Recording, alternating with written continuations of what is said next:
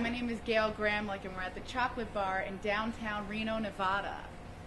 If you want to catch a caffeine buzz in addition to your regular buzz, coffee drinks are great.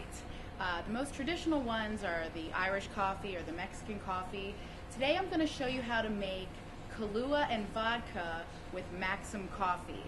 Now, the Chocolate Bar doesn't have Maxim coffee, but we have it today just for eHow.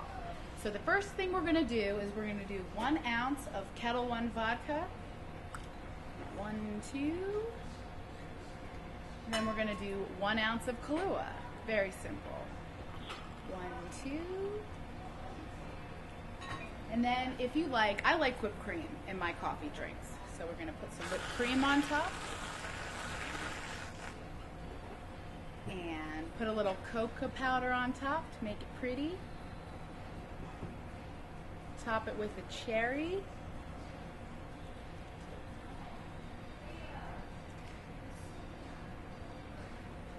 And that is the Kahlua and vodka with Maxim coffee. Come see us at the Chocolate Bar in Reno, Nevada. I'm Gail Gramlich.